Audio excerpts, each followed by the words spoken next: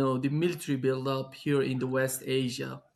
O aumento militar aqui na Ásia Ocidental, pelo que tenho ouvido de autoridades iranianas, toda vez que falamos sobre o que está acontecendo na Ásia Ocidental, eles levam isso a sério.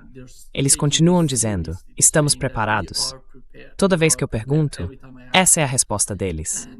Eis o que J.D. Vance disse sobre esse aumento militar no Oriente Médio, na Ásia Ocidental, e qual é o objetivo disso.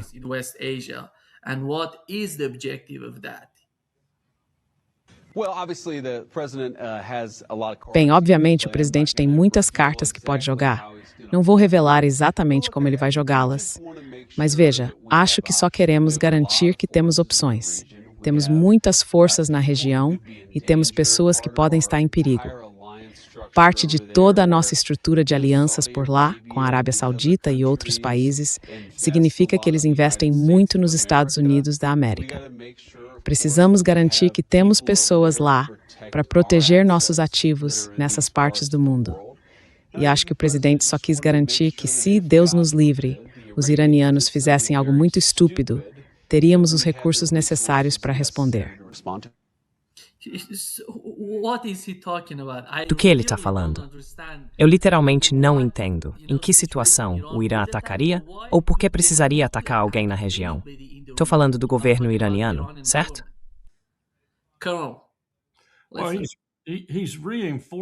Bem, ele está reforçando, eu acho, de uma forma bastante dramática, o fato de que esta administração quer que o povo americano, e talvez eles próprios acreditem nisso, talvez Vance acredite nisso, mas eles certamente querem que o povo americano pense, ou pelo menos que seus seguidores pensem, que o Irã representa uma ameaça aos Estados Unidos, o que claramente não é verdade. Então, é preciso manter esse tipo de conversa o tempo todo para convencer as pessoas de quem você quer o voto, de que estão diante de uma ameaça séria no Sudoeste Asiático, o que é uma bobagem. Mas quando foi a última vez que você verificou a capacidade do povo americano, pelo menos 60% deles, de distinguir entre o que é uma ameaça real e o que é uma ameaça exagerada?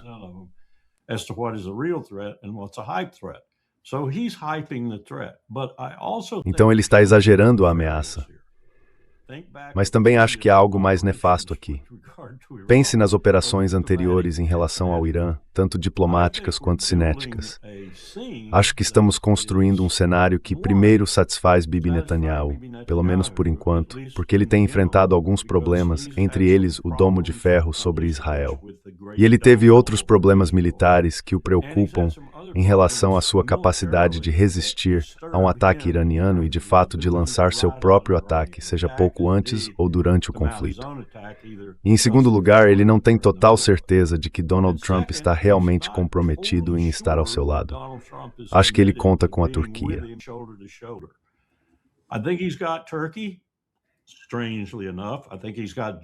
Por mais estranho que pareça, acho que ele tem a Jordânia sob controle total, e talvez tenha outros também, mas acredito que sua maior preocupação é Donald Trump.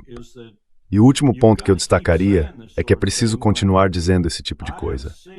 Eu vi uma cópia razoavelmente fiel do CONOPS, o conceito de operações, e tudo o que está acontecendo agora, em termos de deslocamento de porta-aviões, envio de caças, aeronaves de apoio e outras coisas necessárias para que os Estados Unidos realizem um ataque de proporções consideráveis em conjunto com Israel contra o Irã, está sendo preparado.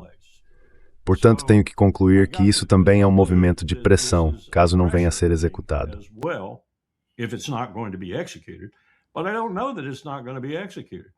Mas eu não sei se isso não vai ser executado.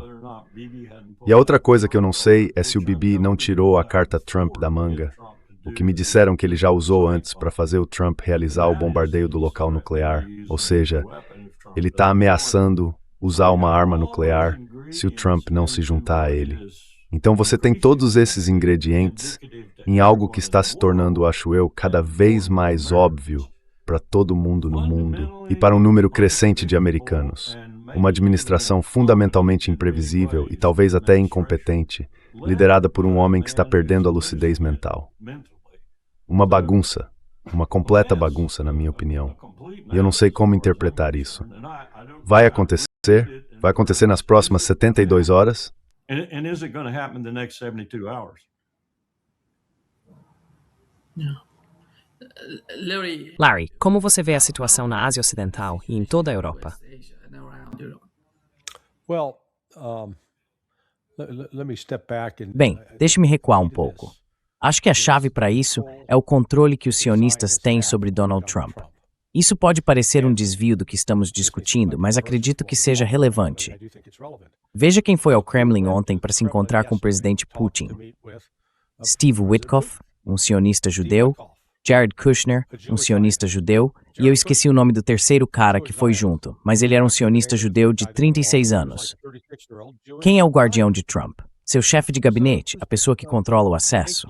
Ela não é judia, até onde sei, mas Susie Wiles, ela comandou a campanha presidencial de Bibi Netanyahu.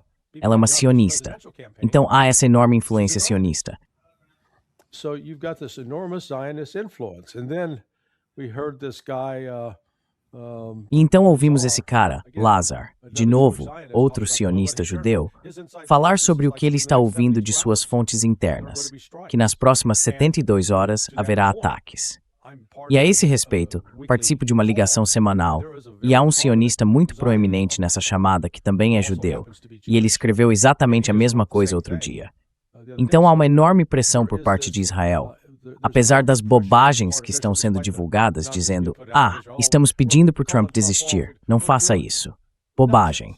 Isso está sendo feito realmente a pedido e com incentivo dos israelenses. A grande diferença é que desta vez o Irã está preparado.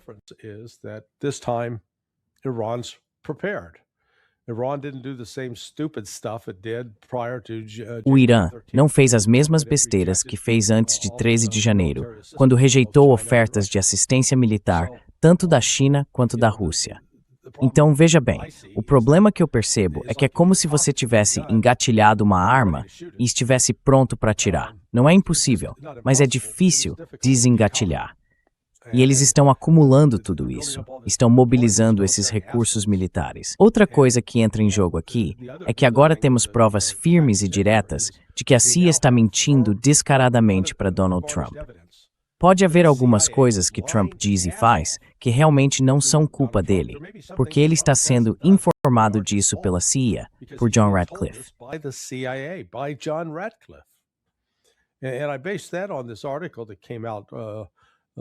Baseei-me em um artigo que saiu no Substack no início dessa semana, escrito por Seymour Hersh, em que ele falava sobre a guerra e a situação na Rússia e na Ucrânia.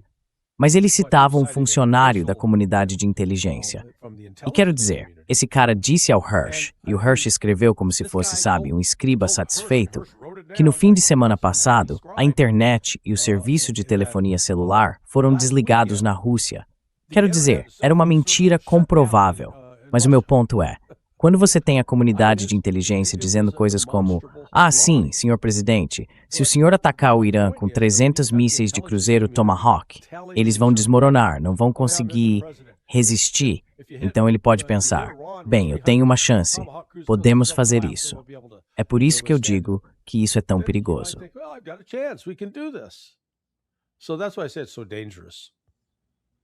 Let me just add to that, Nima, that I think... Deixe-me apenas acrescentar a isso, Nima, que acho que também estamos vendo uma situação Epstein renovada e até mais profunda. E não descarto por um momento que Trump vá usar algo assim, mesmo que seja apenas a confusão em torno de um possível ataque, um deslocamento, mas certamente um ataque, que vai dar errado muito rapidamente, para desviar a atenção de Epstein. A coisa está ficando séria nas entranhas do Congresso. E há até republicanos que você não imaginaria que se interessariam por mais revelações interessados.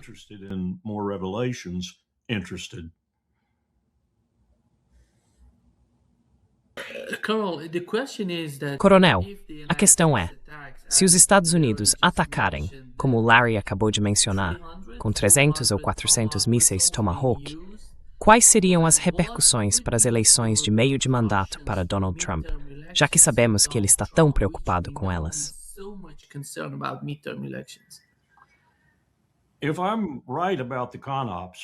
Se eu estiver certo sobre o CONOPS, o conceito de operações que eles estão tentando alcançar, vamos chamá-lo de movimento de pinça, por assim dizer. Eles entrariam no Mediterrâneo Oriental com um porta-aviões e subiriam discretamente pelo Mar da Arábia do Norte até o Mar de Omã com o outro porta-aviões, o Lincoln. Todos os recursos desses porta-aviões seriam mobilizados e com 2 porta-aviões posicionados dessa forma, além do apoio logístico de lugares como Jordânia e Turquia, eles poderiam realizar operações contínuas, 24 horas por dia. Normalmente são necessários 3 porta-aviões para isso, mas considerando que também estariam enviando aeronaves de Al-Udeid de outras bases, eles conseguiriam fazer funcionar. Não se trata de 300 mísseis de cruzeiro. They could do that. It's not 300 cruise missiles. It's thousands of bombs that are going to be dropped. São milhares de bombas que vão ser lançadas, talvez até um quarto ou metade das bombas do arsenal dos Estados-Yama. E temos bombas de sobra, disso não há dúvida. A questão é, conseguimos fabricar novas? Esse é o verdadeiro problema. Mas por enquanto temos muitas, e também temos muitas aeronaves. Então sim, pode ser uma bagunça. Não acho de forma alguma que vamos conseguir o que esperaríamos disso, um Irã submisso e uma mudança de regime. O que vamos conseguir é um Israel destruído. Quase dá vontade de dizer pode vir nesse sentido. Mas é muito mais do que apenas 300 mísseis de cruzeiro que essa armada, se fosse colocada em ação, poderia lançar contra o Irã. Yeah. Larry, Larry, qual é a sua opinião sobre o aumento militar? O coronel acabou de mencionar que eles podem realmente aumentar a quantidade de munição e bombas que tem na região. Você acha que esse chamado Conselho da Paz que Donald Trump criou, a nova ONU, tem algo a ver com isso?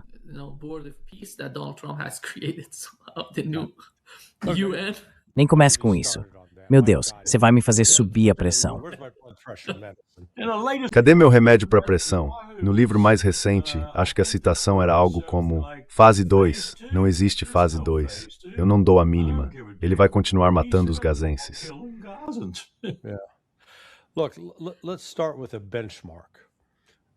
Olha, vamos começar com um ponto de referência. 2003, o ataque ao Iraque. Os Estados Unidos tinham controle incontestado do espaço aéreo, supremacia aérea total.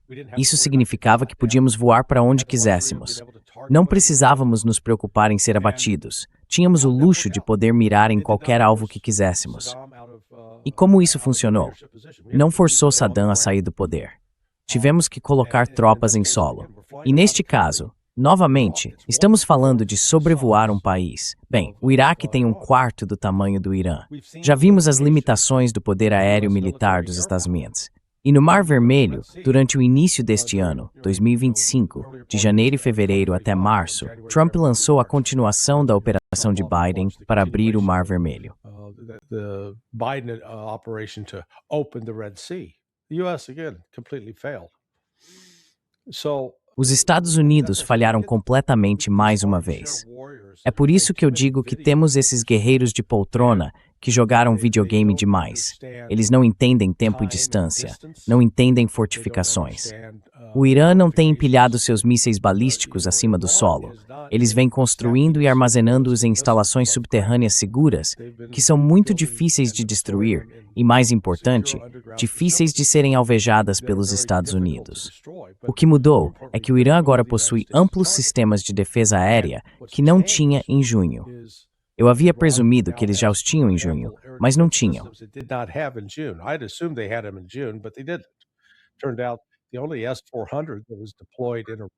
Aconteceu que o único S-400 implantado no Irã, em junho de 2025, estava em uma usina nuclear no canto sudoeste do país, onde os russos estavam trabalhando. Então, sabe, eles se protegeram e aquele local não foi atingido. Se um ataque for lançado contra o Irã vai retaliar imediatamente.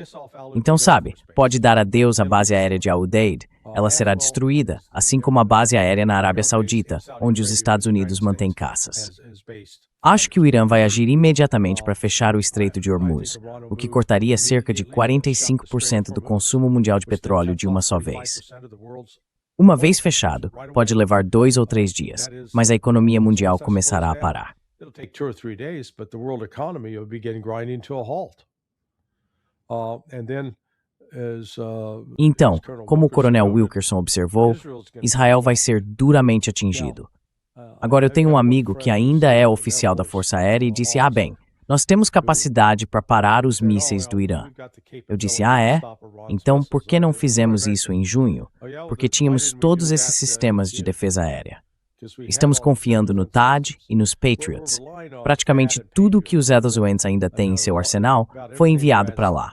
E esses sistemas são completamente ineficazes contra os mísseis hipersônicos que o Irã realmente possui. Quero dizer, isso já foi demonstrado. Algumas pessoas dizem, não, eles não têm isso. Eu não me importo com o nome que você queira dar.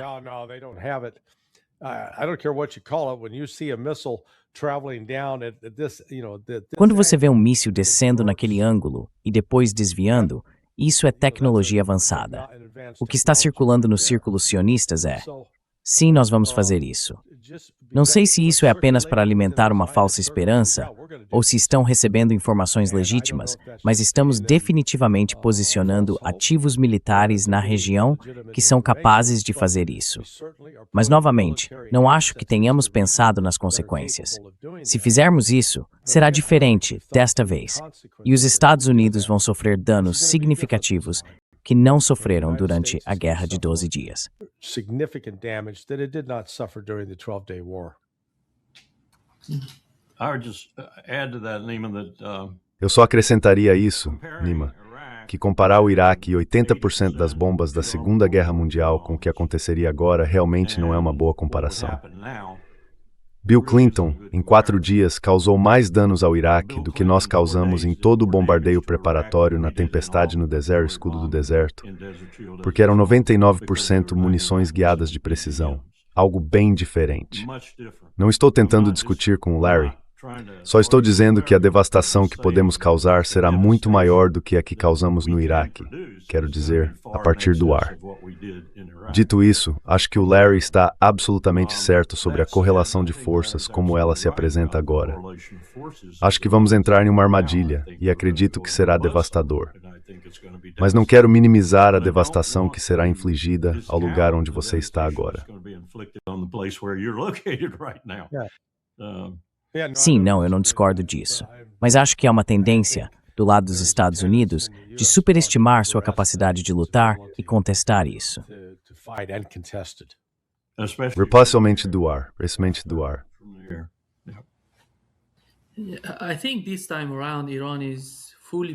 Acho que desta vez, o Irã está totalmente preparado para qualquer ataque. É por isso que, por exemplo, durante aqueles distúrbios manipulados aqui no Irã, vimos como os iranianos foram capazes de derrubar o Starlink, algo que ninguém havia feito antes. Mas quando você olha para a mídia tradicional de fora, vê como eles estão simplificando tudo o que está acontecendo. As capacidades do exército iraniano, o poder brando, o poder duro, estão tentando simplificar tudo isso para o presidente dos Estados Unidos. O Larry acabou de mencionar, coronel, como a CIA é capaz de manipular Donald Trump. E Trump não tem a menor noção dessas coisas. Ele simplesmente ouve e acredita em tudo que recebe dessas fontes.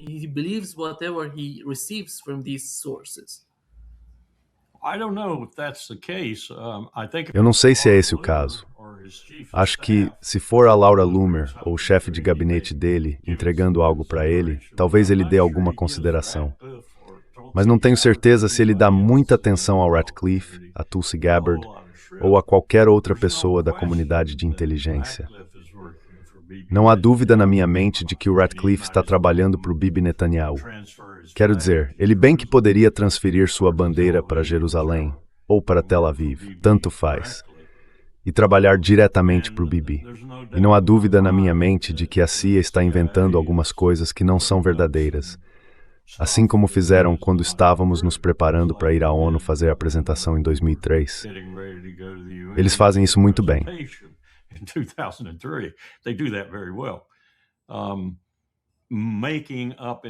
Inventar informações de inteligência para atender às necessidades de uma política é como eu chamo isso, mas pode ser ainda pior do que isso agora. Dito isso, acho que Trump tropeçou em uma estratégia que tentou articular em Dallas, mas fez um trabalho muito ruim nisso. Talvez ele tenha feito isso de propósito, não sei. Acho que a demência dele está piorando a cada dia. Talvez isso até seja um disfarce, porém. Não sei. Não acho que seja. Acho que é uma demência real que está acontecendo. E vamos ter que fazer algo a respeito.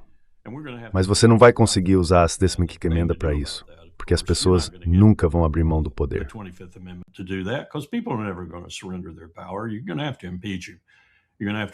Vocês vão ter que impedi-lo. Vai ser preciso iniciar um movimento razoavelmente sólido e sensato, com participação republicana, no Congresso para removê-lo do cargo, o primeiro presidente da nossa história a ser destituído por impeachment. Nixon foi removido indiretamente por impeachment, porque viu os artigos e disse: prefiro renunciar a ser o primeiro presidente realmente removido do cargo por meio de impeachment. Isso é absolutamente incorreto, que se lhe seguir a governação equilíbrio, tanto internamente ou internamente. Eu acredito nisso de todo o meu coração.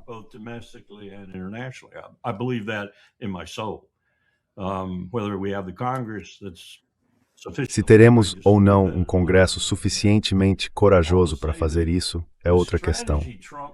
Dito isso, a estratégia que Trump parece estar implementando tem um propósito geral: fazer dinheiro para Trump e sua família. E o Larry está absolutamente certo sobre esses caras estarem na Rússia. Eles são emissários desse movimento.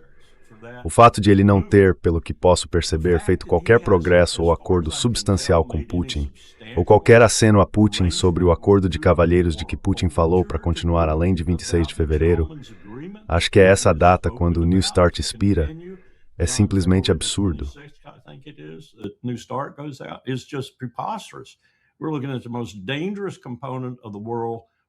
Estamos diante da situação mais perigosa do mundo neste momento, armas nucleares e nenhum tratado, e Trump não quer fazer nada a respeito. Isso tem o objetivo de desestabilizar ainda mais um mundo que ele já, muito obrigado, fez bastante para desestabilizar.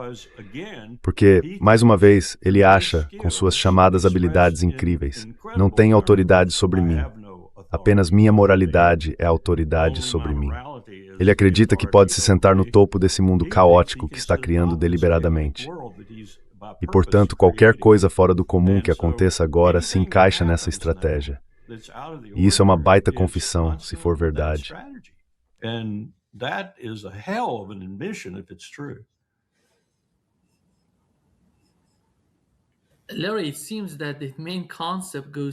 Larry, parece que o conceito principal vai, você sabe, para o Conselho da Paz.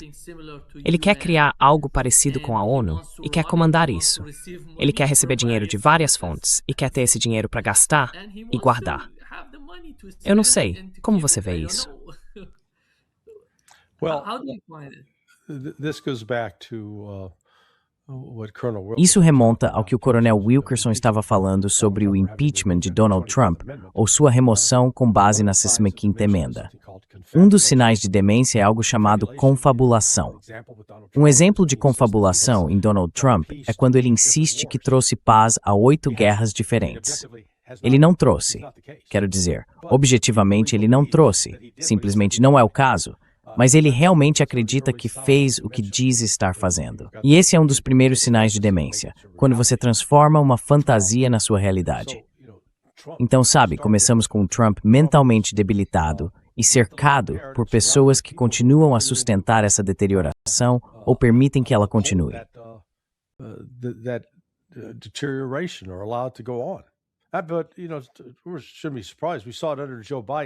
Mas sabe, você não deveria se surpreender. Vimos isso acontecer também sob o governo de Joe Biden. Os assessores de Biden fizeram o mesmo, assim como foi feito com Trump.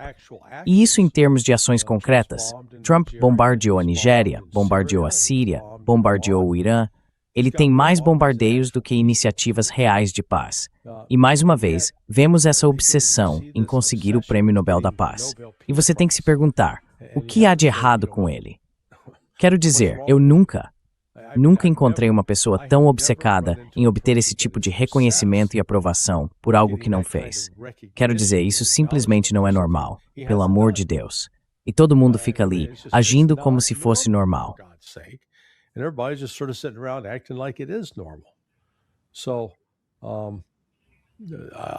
Então, o problema é que Trump ainda é, de certa forma, um tomador de decisões dentro de sua administração, certo? Mas ele realmente não está no controle dela. Ele sabe, recebe instruções sobre certas coisas que deve fazer. De onde vem esse pedido? Muitas vezes eu não sei.